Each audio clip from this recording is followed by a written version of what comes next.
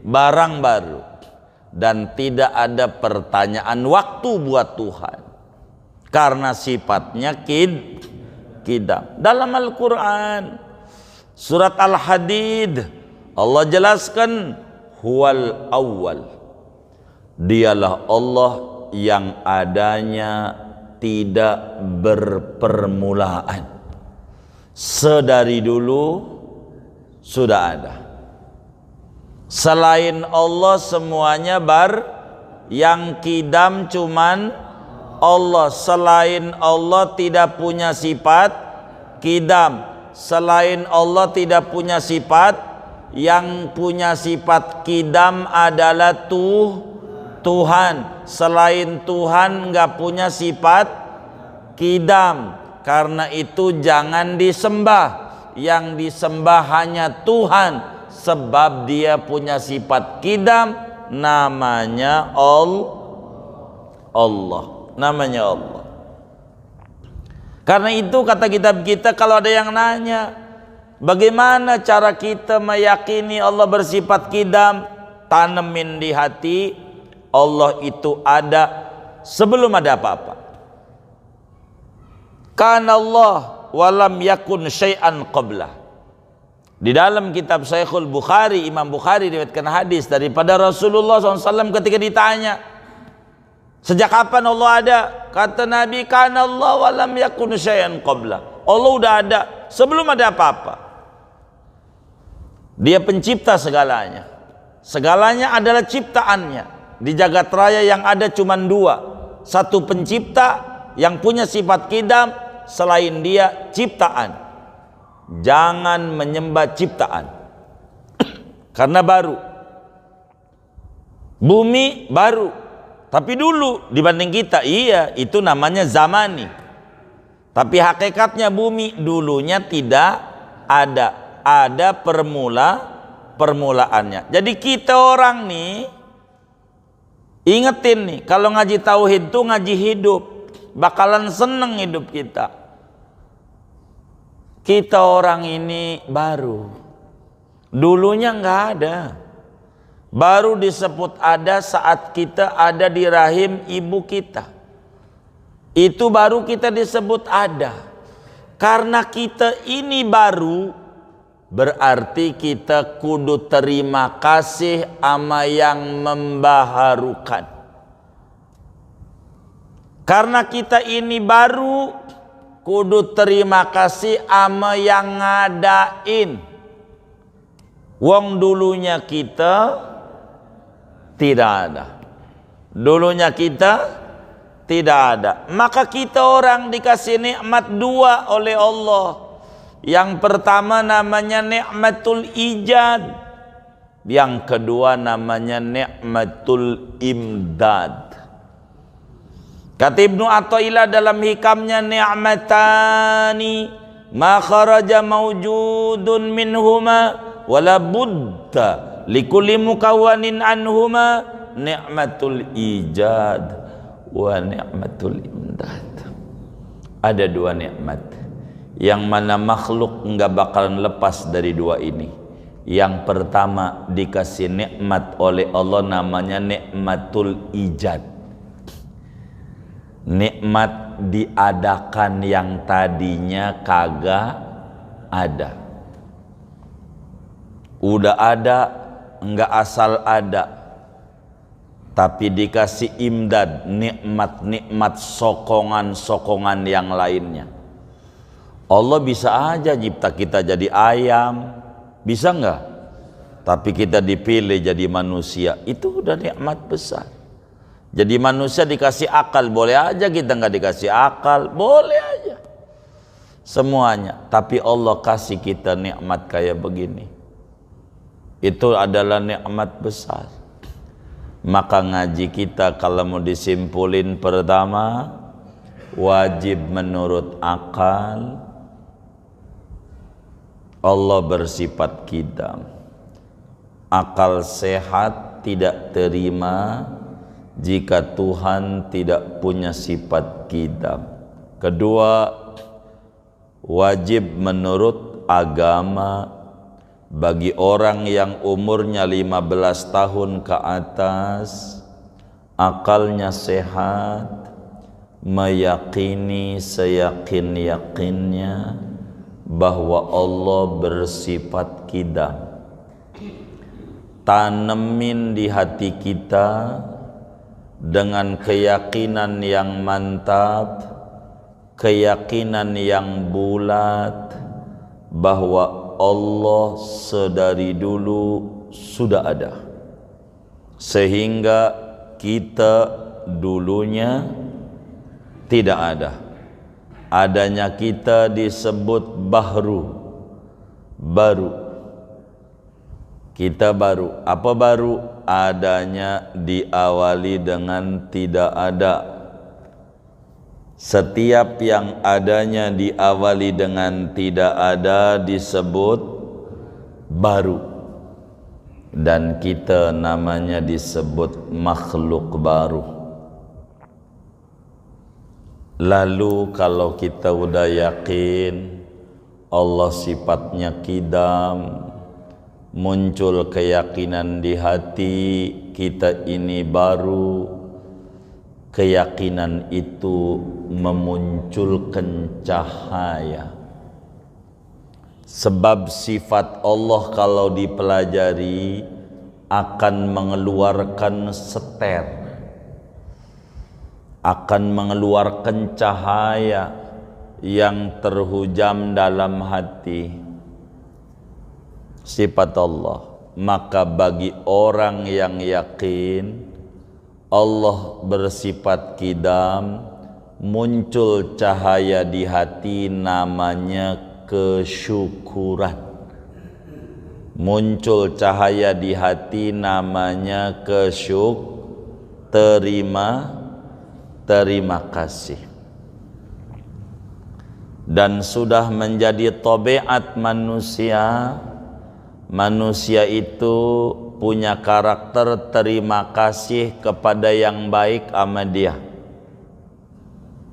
Yang baik sama dia. Dia terima kasih. Ini orang udah nolongin kita jadi menteri, apa maunya kita tolongin. Itu manusia. Manusia. Kata Nabi, jubbilatil qulubu ala hubbi man ahsana ilaiha. Hati itu diberikan karakter akan demen ama yang baik ama dia. Itu udah begitu karakternya. Hati itu diberikan karakter akan demen ama yang baik ama dia. Hati. Maka orang yang belajar tauhid kudu faham, tidak ada yang paling baik sama kita selain Allah. Tidak ada yang paling baik banget sama kita selain yang punya sifat qidam. Kita dikasih nikmat hudus, nikmatul ijad, dicipta dari tadinya tidak ada menuju bukan dicipta doang, tapi diopenin, namanya nikmatul imdad. Diopenin, kasih hidayah, kasih rezeki, kasih segala macam, itu kita. Maka kita kudu terima kasih ama yang baik ama kita. Andai di petukangan ada pembantu,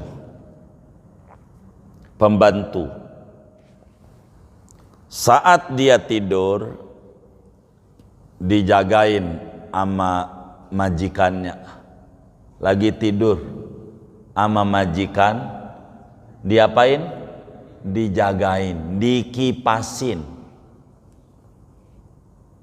Lagi tidurnya tuh pembantu, dijagain, takut kenapa-kenapa, majikannya yang jagain. Kira-kira di petukangan ada nggak yang kayak begitu? Saya mau nanya, Ada enggak? Ada enggak? Enggak ada. Barangkali dulu-dulu ada orang dongeng di gardu, ada loh pembantu waktu tidurnya dikipasin, dijagain sama majikannya. Pernah denger enggak?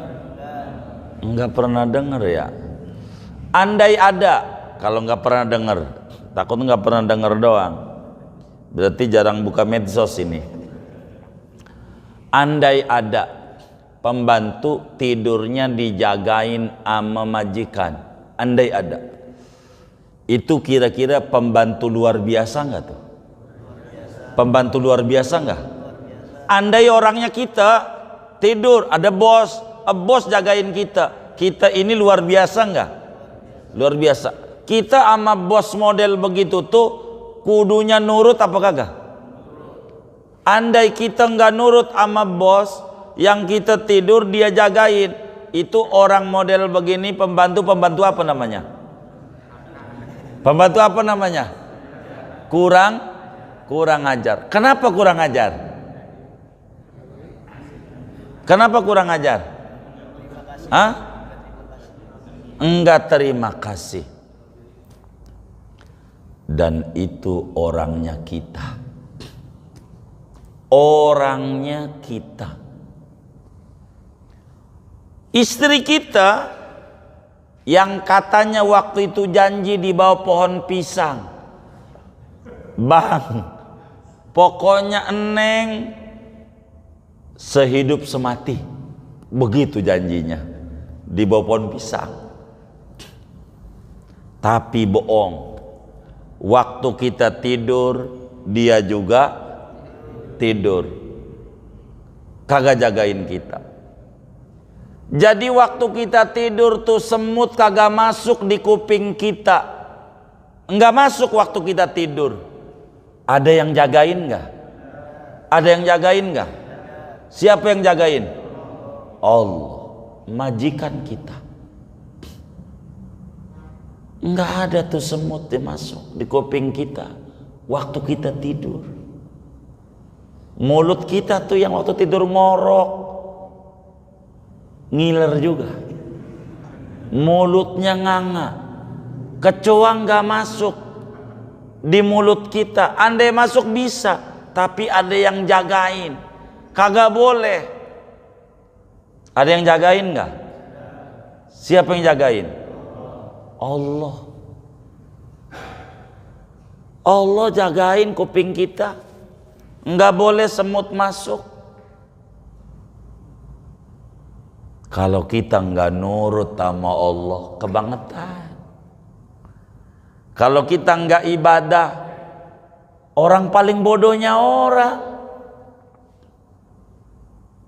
nggak ngerti terima kasih, nggak ngerti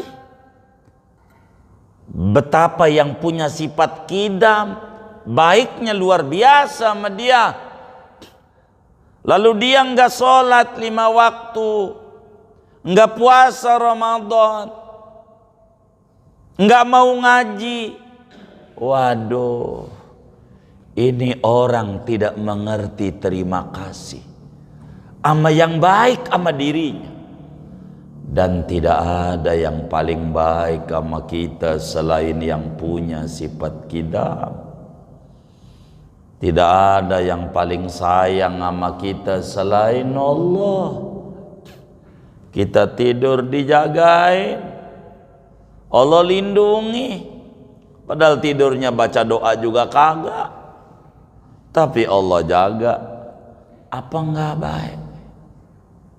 Kalau kita benar-benar punya hati yang bening, terima kasih kita sama Allah yang udah jagain kita. Kata Imam Ghazali, fala takunanna aqalla minal kalab. Anda jangan ampe kalah dengan anjing.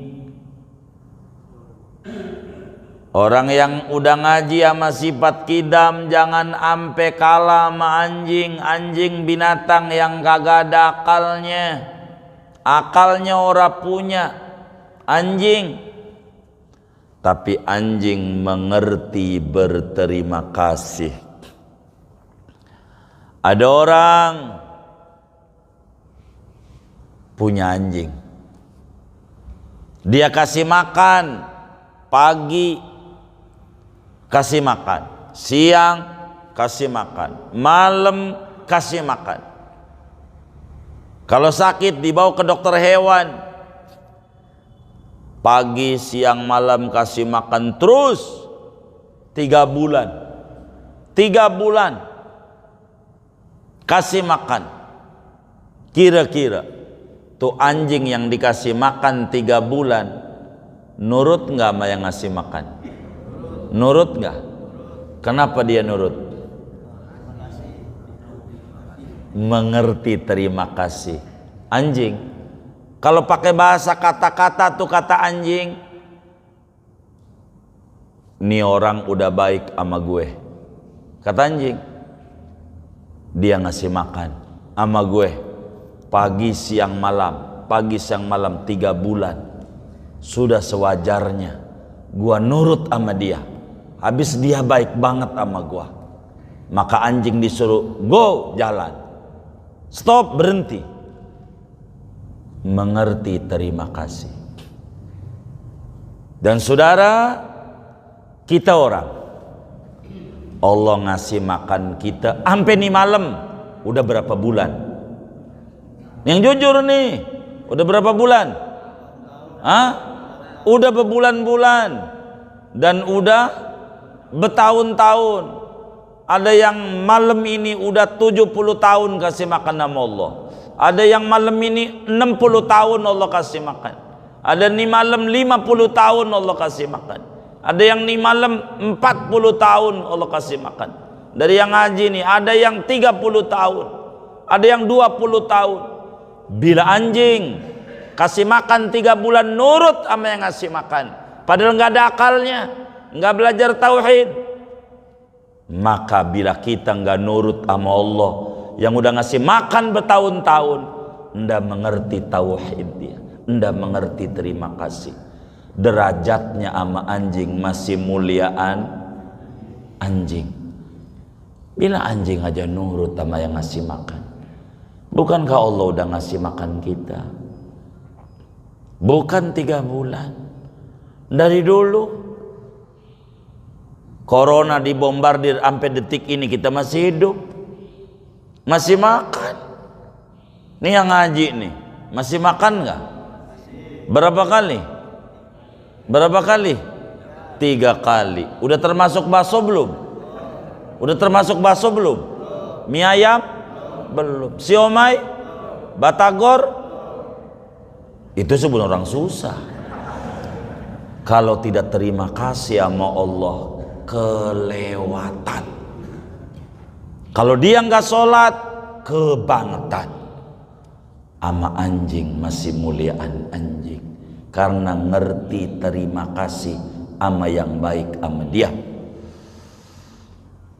Dan kita kudu terima kasih sama Allah.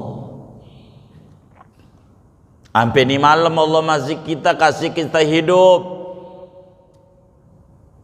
padahal kita mata kita antara lihat Quran sama lihat WA, banyakan mana? Kalau Allah kayak kita manusia yang model begini kasih buta aja, buat apa matanya nggak digunakan buat syukur? Tapi Allah enggak, ini hambaku, kali aja dia mau bersyukur, besok lusa mau ngintip Quran. Begitulah Allah hebatnya sama kita. Kalau kita enggak merenungi ini, kelewatan. Mata kita dikasih mata, dikasih mulut, hanya digunakan buat ngomel-ngomel aja, baca sholawat aja ogah, baca Quran aja nggak mau, zikir aja nggak mau, ngomel aja dia mau. Hamba model apa yang kayak begini? Nggak ngaji sifat kidam dia, nggak mengerti dirinya sebagai hamba. Begitu banyak nikmat yang Tuhan berikan sama dia, tidak mengerti bersyukur, nggak mengerti berterima kasih. Padahal nikmat demi nikmat Tuhan berikan. Andai beli oksigen berapa harganya? Andai kita disuruh beli jantung, berapa harganya cangkok jantung? Andai kita perlu infus darah, berapa harganya darah? Berapa harganya kaki? Berapa harganya mata kalau beli? Miliaran. Enggak kebayar, tapi gratis, tis Tuhan kasih. Lalu kita tidak terima kasih sama dia. Ini hamba yang enggak benar, enggak mengerti Tuhan dia. Enggak mengerti kalau dirinya enggak punya sifat kidam. Enggak mengerti dirinya adalah makhluk baru yang diadakan oleh Allah yang bersifat kidam. Hendak mengerti bersyukur. Kalaulah kayak orang-orang cuci darah, berapa ongkosnya? Tapi Tuhan enggak, darah masih ngalir gratis. Lalu enggak mau ngaji, enggak mau sholat. Mau ngapain hidup? Masa dikasih akal enggak ngerti berterima kasih? Anjing aja mengerti terima kasih. Masa kita enggak ngerti terima kasih sama Allah? Maka ngaji sifat kidam mesti memunculkan kesyukuran di dalam hati. Terima kasih ya Allah, Kau berikan aku hidup. Hidup ini anugerah. Duit banyak atau dikit enggak penting, yang penting hidup. Kalau hidup mesti bakal banyak rezeki. Kita harus ibadah. Ibadah karena kesyukuran, bukan karena kebutuhan. Jangan dikata kita zikir karena kebutuhan, gua nggak butuh duitnya banyak, berhenti. Sholat duha karena hajat, karena nggak hajat dagangan laris nggak sholat duha, bukan sebagai wujud kesyukuran. Kalau orang syukur, makin dia banyak ibadah karena dia yakin dengan syukur maka dia akan terus ditambahi nikmat. Maka orang yang mengerti sifat kidam, dia pandai bersyukur kepada Allah atas diberi banyak nikmat, yang diantara nikmat yang terbesar adalah nikmatul iman wal Islam. Nikmat jadi seorang muslim itu nikmat besar. Andai tidak ada nikmat sama sekali sama kita selain terlahir sebagai muslim, sudah cukup untuk kita bersyukur kepada Allah sebagai muslim. Sebab andai seorang anak manusia diberi dunia dan isi-isinya tapi iman Islam enggak diberi, celaka dia punya hidup. Tapi andai orang diberi iman Islam tapi enggak beri di dunia, enggak mengapa, sengsara sebentarlah di dunia, paling 60 tahun, habis itu mati, senang nanti di akhirat. Maka orang yang ngaji sifat kidam kudu bersyukur sama Allah. Jangan sampai kalah dengan anjing. Syukur itu harus mengerti tentang nikmat. Syukur itu harus mengerti tentang sang pemberi nikmat. Syukur itu harus gembira dengan nikmat yang diberikan. Syukur itu adalah harus mengimplementasikan nikmat untuk ketaatan kepadanya. Allah berikan kita rezeki biar kita dekat sama Allah, bukan biar kita asik dengan dunia. Allah beri kita dunia, jadikan dunia media jembatan dekat dengan Allah. Jangan kita dijadikan jauh dengan Allah. Mintalah rezeki yang banyak, silahkan untuk bisa ziarah ke Rasulullah, untuk bisa ziarah ke Baitullah, untuk bisa berzakat, untuk bisa nyantuni yatim, ribuan yatim, untuk bangun masjid, silahkan. Jadikan dunia media penghantar dekat dengan Allah. Jangan sampai setiap ada kotak Jumat lewat pura-pura merem. Udah lewat melek. Mana yang kayak begitu tuh, ngaji juga orangnya malam ini? Oh enggak, itu suudon. Ini orang baik-baik semuanya. Saudara, syukur sama Allah. Terima kasih ya Rabb. Ucapin nama kita. Jangan enggak. Ayo sama-sama saya bimbing malam hari ini. Bismillahirrahmanirrahim. Lakal hamdu ya Allah. Lakal hamdu ya Rabbi. Lakal hamdu ya hasbi. Ala hadhihin ni'mah. Ya Allah, terima kasihku kepadamu atas diberi nikmat ijad, nikmat dicipta, dari tadinya tidak ada, sekarang saya ada. Terima kasih ya Allah, saya menjadi manusia. Terima kasih ya Allah, saya menjadi manusia muslim. Terima kasih ya Allah, saya menjadi umatnya Nabi Muhammad. Terima kasih ya Allah, saya masih diberi makan.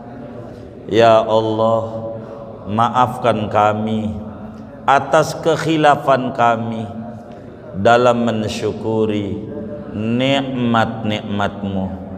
Ya Allah, hujamkan di hati kami kesyukuran atas nikmat ijad dan nikmat imdad yang diberikan. Amin. Begitu saudara. Makasih sama Allah. Jangan ngeluh mulu hidup. Hidup ngeluh mulu karena kita lebih senang membandingkan kita dengan tetangga kita, sehingga nikmat yang Allah berikan sampai ni hari nggak kelihatan sama kita. Padahal masih sampai hari ini masih hidup, masih menghirup udara segar, masih bisa tidur, itu juga nikmat. Masih bisa makan, itu juga nikmat. Mau ngapain hidup kalau nggak mau bersyukur sama Allah? Mau ngeluh terus? Banyakin ibadah. Dulu duit kita banyak, masih kerja, belum pensiun, kelayar keluyur, ke puncak, ke Bali, ke puncak, ke Bali, ke Anyer. Berapa duit yang udah dibuang buat hal yang sia-sia. Balik mulai malam hari ini, ada santunan yatim, bantu. Ada maulid, bantu. Buat apa? Ngegantiin duit yang kita buang sia-sia begitu banyak. Dulu badan kita masih keker, tapi jauh dengan masjid, jauh dengan majlis ilmu. Sekarang udah loyo, udah pakai tongkat kita. Balik sama Allah, sadari kita sebagai hambanya yang tak berdaya, yang diberi nikmat ijad, diberi nikmat imdad. Kita gunakan dengan sisa-sisa tenaga yang ada untuk ibadah kepada Allah, untuk muji-muji Allah, untuk bersolawat kepada Rasulullah. Pikirin nasib kita ke depan, nggak usah pikirin nasib kita. Pikirin ke depan ini, bagaimana ini pertanggungjawaban nikmat. Summalatus alunna yauma idin anin naim. Allah bakal minta pertanggungjawaban nikmat. Gua kasih mata sama lu, buat apa itu mata?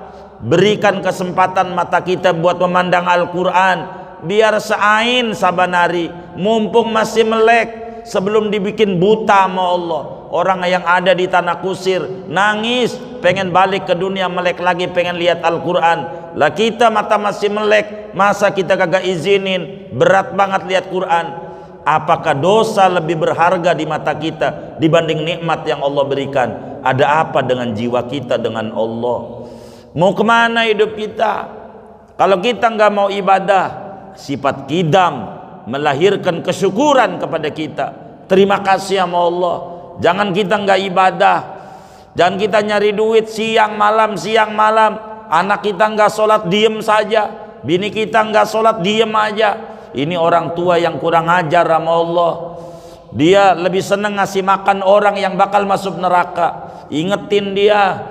Jangan kita doang yang ngaji, anak kita juga tuntun untuk ngaji. Masa kita jadi orang tua yang jahat banget? Ke mall diajak tuh anak, ke Ragunan diajak, ke Bali diajak, ke Anyer diajak, ke majelis taklim enggak pernah diajak. Orang tua paling jahatnya orang tua di mata Allah kelak di akhirat model kayak begitu. Masa dunia doang yang dia pikirin, akhirat anaknya enggak dipikirin. Orang tua model apa yang kayak begini? Tidak mengerti sifat kidam. merenung malam hari ini. Allah bersifat kidam. Mau dibawa kemana hidup ini kalau tidak mau balik sama Allah subhanahu wa ta'ala, saudara? Ayo kita balik sama Allah. Ya Rob, saya ini hamba yang lemah, anak-anak saya jauh darimu, balikin ya Rob, balikin ya Rob. Engkau yang bisa balikin. Mau kemana kita hidup kalau nggak mau balik sama Allah? Allah baik banget sama kita, nggak ada yang paling baik sama kita selain Allah.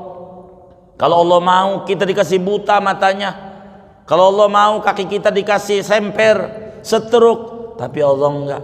Kali ini hambaku mau ibadah kepadaku, ku beri dia kesempatan hidup, kali ada dia bertaubat. Mau kemana kita hidup kalau nggak mau balik sama Allah? Mau ngapain? Kidam akan melahirkan cahaya kesyukuran kepada Allah subhanahu wa ta'ala. Jangan kita kalah dengan anjing. Anjing aja mengerti terima kasih, masa kita yang dikasih akal nggak mau berterima kasih sama Allah? Ayo kita balik sama Allah. Mau ngapain hidup? Ujungnya kita bakalan mati. Mau kemana kita hidup?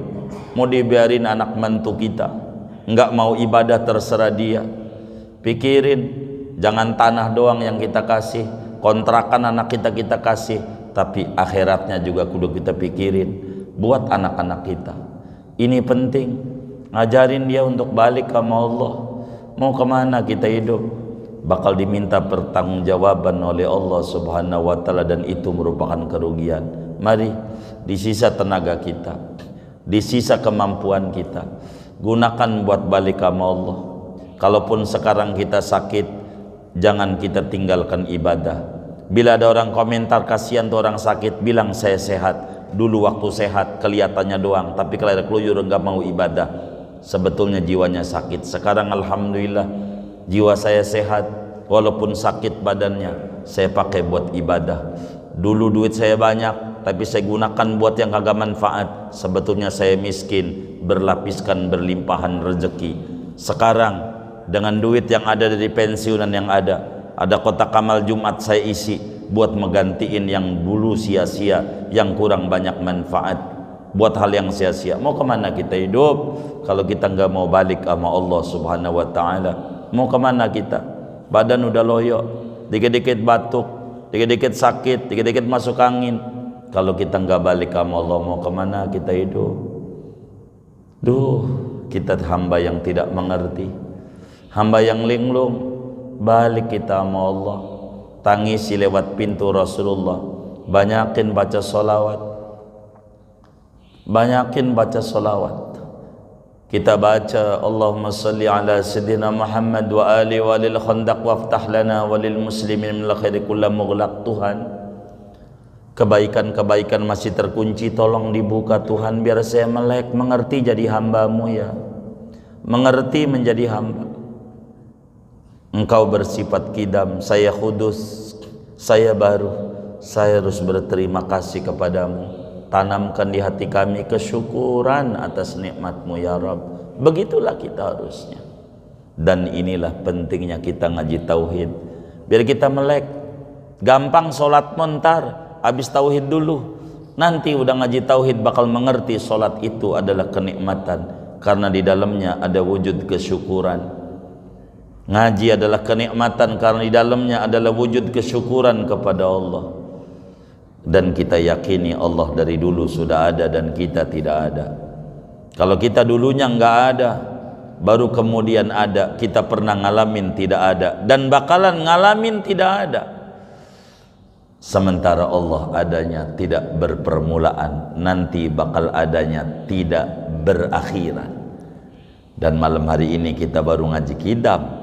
Karena itu mari saudara munculkan cahaya kidam sebagai wujud kesyukuran kepada Allah subhanahu wa ta'ala atas kemampuan yang tersisa.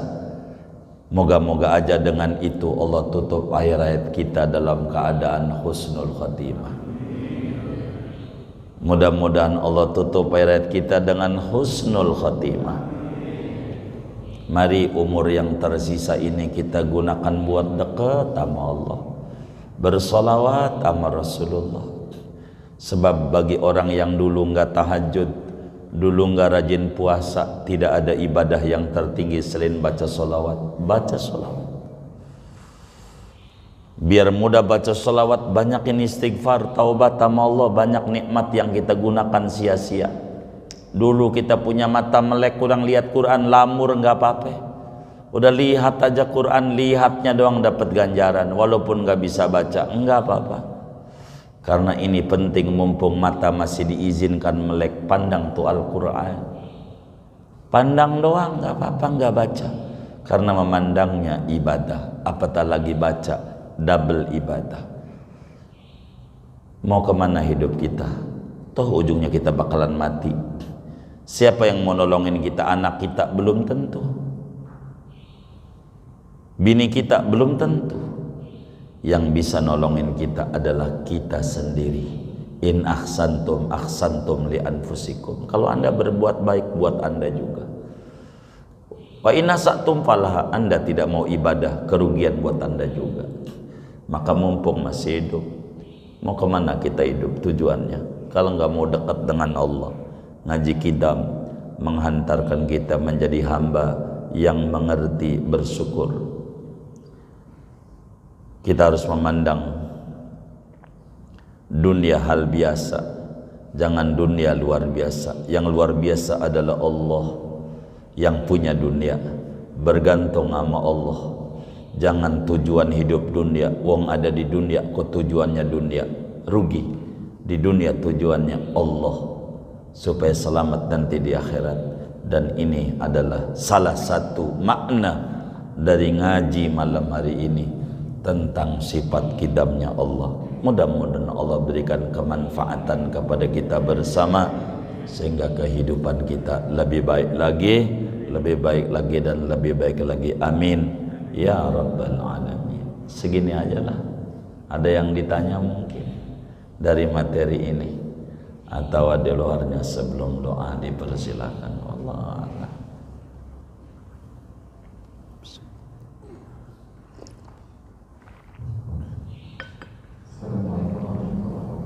Waalaikumsalam. Izin Tuan Guru, tadi Tuan Guru sudah menyampaikan terkait mungkin di luar bab 3 tentang mengajar anak untuk taklim. Kebetulan kami paling besar adalah SD kelas 6. Sebelum sekolah sampai dengan TK sampai dengan kelas 1 mungkin sebelum COVID masih sering anak jamaah masuk. Nah begitu besar kelas 6 sekarang jamaah memang agak tidak terlalu mereka anak sama teman karena mereka kapasitasnya, jadi tidak sama ayahnya. Apalagi untuk taklim, karena kan di sini memang dewasa gitu ya, untuk mengajak anak ke taklim itu apakah batas umurnya sampai umur berapa harus kita paksa misalnya untuk taklim, atau seberapa jauh mengajak anak taklim itu di usia berapa? Karena kami juga sampai sekarang belum paham udah balik apa belum umur 12 tahun. Jadi seberapa usianya untuk kita bisa memaksa itu untuk taklim? Apa nunggu dia SMP atau SMA? Semua nasihat. Assalamualaikum. Waalaikumsalam warahmatullahi wabarakatuh. Islam membagi pendidikan menjadi 3 fase, 0 sampai 7, 7 sampai 14, 14 sampai 21. Diatur Rasulullah sallallahu alaihi wasallam di dalam hadis riwayat Imam Al-Bukhari, di dalam Sahihul Bukharinya, beliau menyampaikan, muru auladakum bis salati li sab'in wadribuhum 'alaiha li asyrin. Suruh anakmu untuk mengerjakan salat, yakni ibadah, ketika beranjak umur 7 tahun dengan ancaman, namun ketika umur 10 tahun tidak ibadah, kamu harus sentil dia. Begitu. Sehingga ketika ditanya sejak kapan anak itu harus dididik, maka dijawab oleh agama sejak belum lahir. Anak itu harus dididik sejak sebelum dia lahir. Bagaimana? Carikan calon ibu yang baik. Sebab nisa'ukum harsul lakum. Istrimu itu ladang buat menanamkan benih padanya. Bila benih itu bagus, ditaruh di ladang yang tandus, maka hasilnya tidak bagus. Tapi bila itu udah kelewat, disuruh nyari bini lagi. Nanti begitu lagi pikirannya. Jangan. Itu jadi puyeng yang kayak begitu. Bukan. Kalau itu udah kadongan, karena nanyanya baru sekarang, coba zaman bujangan nanyanya, ntar dibilangin. Jangan sampai nyalain gurunya ini. Bagaimana kalau kemudian sudah kita lahir, maka Islam dididik dari lahir. Bagaimana ketika lahir harus diadzankan kuping kanan, qomat kuping kiri, bacain inna anzalnahu kuping kanan, bacain al-ikhlas kuping kiri. Umur 7 hari akekahin dia dengan akekah yang benar, bukan yang 700.000 akekah udah jadi. Kambingnya umur berapa upah motongnya, padahal akekah itu hukumnya sama seperti kurban. Berapa kambing kurban? 5 juta, berarti akekah juga baru kambingnya aja 5 juta. Kalau 5 juta, karena kalau kambing Jawa umurnya 2 tahun, kurang sehari enggak seakekahnya, sama dengan anaknya belum diakekahin. Mana akekahnya 750.000, udah motong, udah dianterin sama dus sama nasi. Tuh kambingnya kira-kira yang dipotong bunyinya ma, kambing anakan. Nyari emaknya, belum diakekahi berarti anak itu. Karena asal dia tidak mengikuti ajaran Rasulullah, yang penting motong. Akekahi dengan benar anak itu. Begitu, kambingnya harus benar. Begitu, kambingnya harus 2 tahun. Kalau kambing Jawa, kalau domba setahun, begitu. Kurang sehari kagak jadi.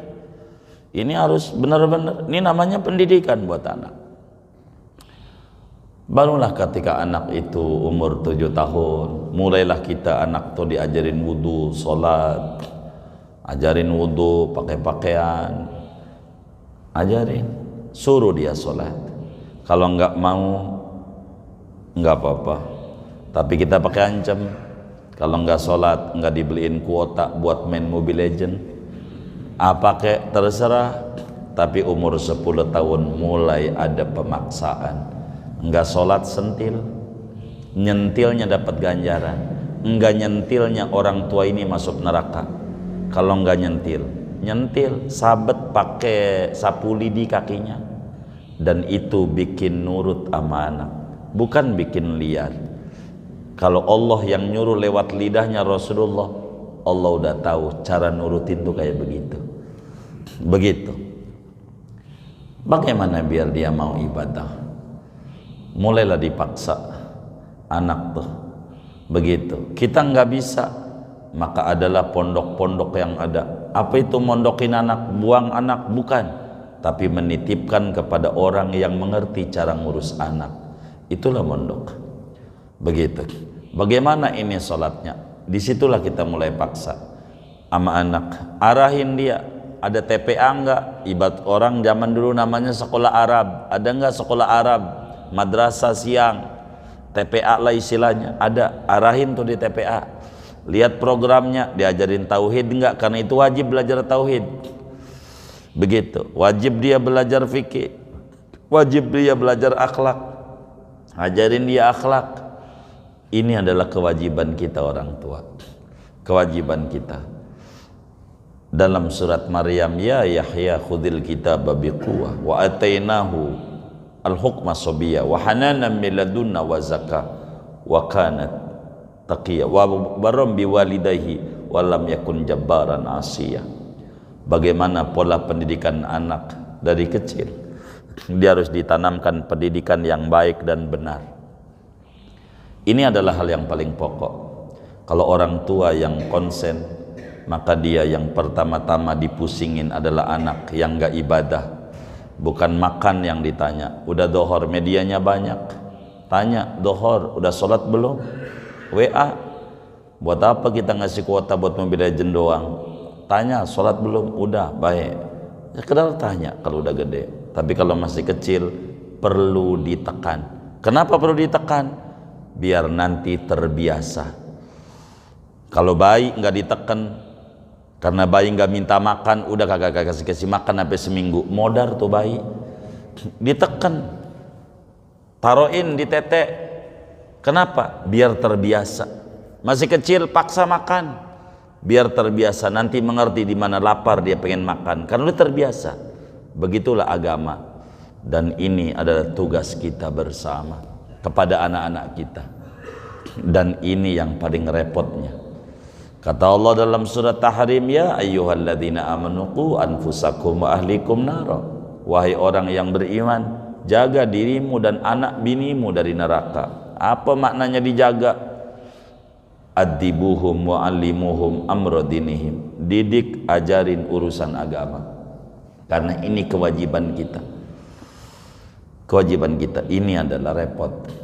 Dan berapa banyak di akhirat nanti orang tua yang rajin ibadah, rajin ke masjid, ujungnya masuk neraka gara-gara masa bodoh anaknya sholat apa kagak. Dan ini adalah musibah besar pada dirinya. Musibah besar. Oleh karena itu kita harus paksa dari kecil, bimbing dia di majlis-majlis ilmu yang benar. Terserah teknis. Kalaupun saya tadi nyuruh ngaji, enggak mesti harus ngaji sama saya. Guru mau teknis, guru boleh mati, guru boleh ganti.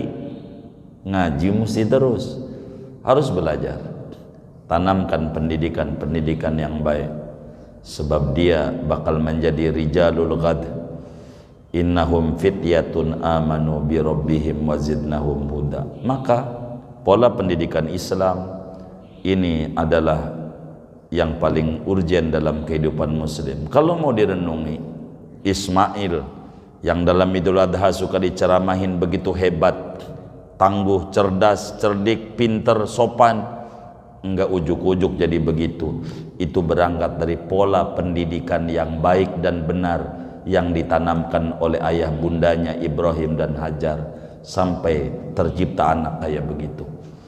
Maka tidak ada yang terlahir langsung pintar, berproses.